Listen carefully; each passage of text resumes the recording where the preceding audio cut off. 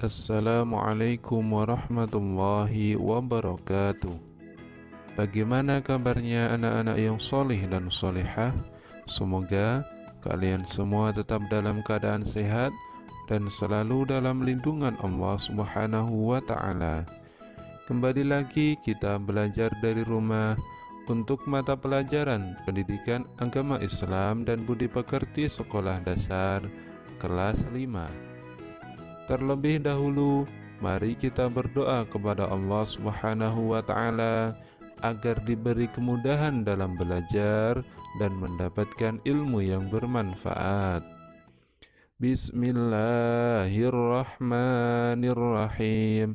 Raditu billahi rabba wa bil islami dina wa bi muhammadin nabiyya wa rasula rabbi zidni ilma warzuqni fahma amin. Anak-anakku yang soleh dan solehah, pada pertemuan kali ini kita akan belajar dengan materi mari mengenal Allah Subhanahu wa Ta'ala. Mengenal Allah Subhanahu wa Ta'ala melalui Asmaul Husna. Allah Subhanahu wa Ta'ala mewahyukan namanya kepada manusia melalui kitab suci Al-Quran. Di sana disebutkan nama-nama Allah sebanyak 99 nama atau disebut dengan Asmaul Husna. Artinya nama-nama yang baik dan indah. Adapun pelajaran Asmaul Husna di kelas 5 ini hanya dibatasi 4 Asmaul Husna, yaitu Al-Mumit, Al-Hayyu, Al-Qayyum, dan Al-Ahad. Perhatikan uraian berikut ini. 1. Al-Mumit. Al-Mumit mengandung arti yang maha mematikan. Allah Subhanahu wa Ta'ala telah berfirman, setiap yang bernyawa pasti mati. Manusia, hewan, dan tumbuhan akan mati. Manusia tidak bisa lari dari kematian. Kematian bukanlah sesuatu yang harus ditakuti, akan tetapi kematian adalah tangga menuju kebahagiaan abadi. Anak-anakku yang soleh dan solehah, bila kita ingin bahagia, maka kita ikuti perintah Allah Subhanahu wa Ta'ala dan Rasul-Nya. Misalnya, rajin sholat, rajin membaca Al-Quran, rajin belajar, serta patuh dan hormat kepada orang tua dan guru.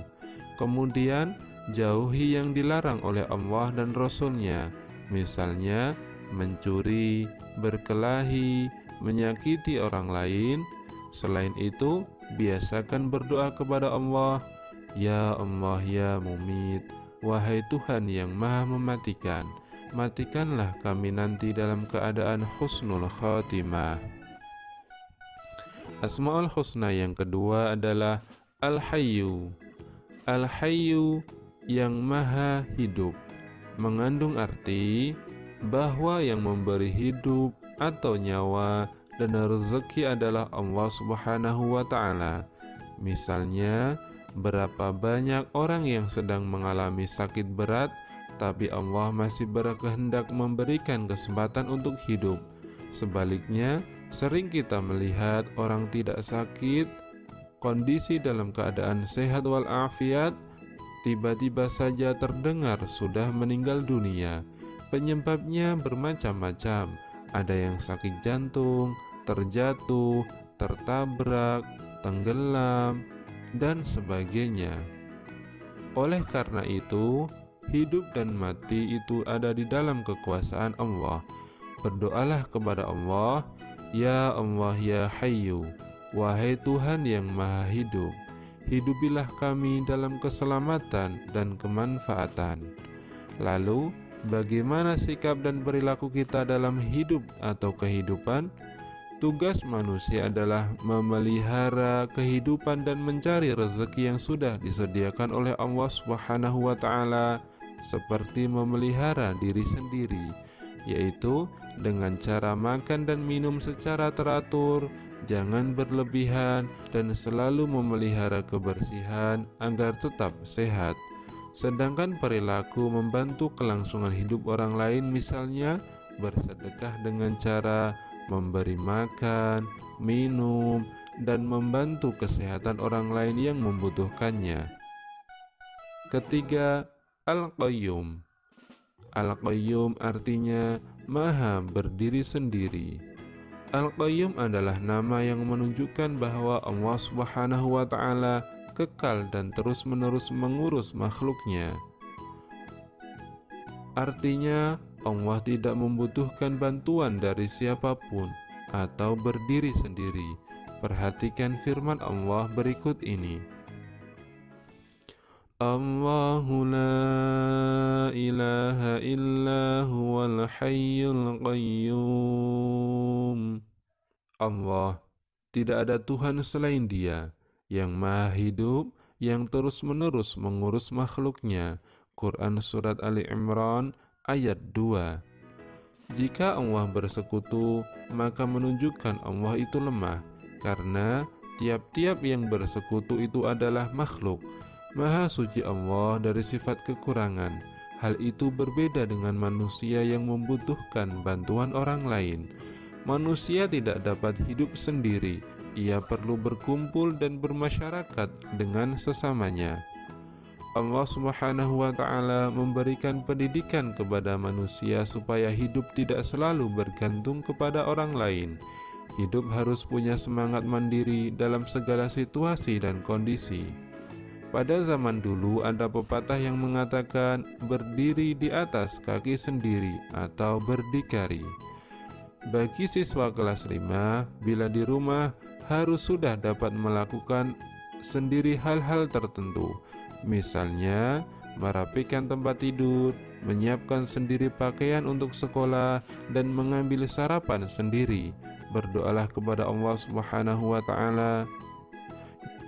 Ya Allah, ya Qayyum, wahai Tuhan yang maha berdiri sendiri atau mandiri, jadikanlah hidup kami tidak selalu bergantung kepada orang lain. Yang keempat adalah Al-Ahad, yang Maha Esa, mengandung arti Allah Subhanahu wa Ta'ala itu Esa. Perhatikan Al-Quran Surat Al-Ikhlas berikut ini. Qul huwallahu ahad. Artinya, katakanlah Muhammad, dialah Allah yang Maha Esa. Disebut pula dengan Al-Wahid, artinya yang Maha Tunggal atau Maha Esa, tidak ada sekutu baginya. Yang Maha Tunggal atau Esa, yang tetap menyendiri dan tidak ada sekutu baginya. Allah Subhanahu wa Ta'ala mandiri, tidak membutuhkan yang lainnya. Sifat ini memberi pelajaran kepada kita agar selalu mandiri, tidak selalu bergantung kepada orang lain. Misalnya, mandi, makan, berpakaian, mengerjakan PR, menyusun dan merapikan buku pelajaran di rumah dan di sekolah sendiri. Kemudian berdoa, Ya Allah, Engkaulah Tuhan satu-satunya, tiada sekutu bagimu, Engkau tempat meminta, jadikanlah aku dapat hidup mandiri. Alhamdulillahirabbil alamin. Pelajaran kita hari ini tentang mengenal Allah Subhanahu wa Ta'ala melalui Asmaul Husna telah selesai. Semoga anak-anak semuanya dapat memahami materi tersebut dan dapat mengambil pelajaran di dalamnya. Mari kita akhiri dengan berdoa. Subhanakallahumma wa bihamdika, asyhadu an la ilaha illa anta, astaghfiruka wa atubu ilaik. Wassalamualaikum warahmatullahi wabarakatuh.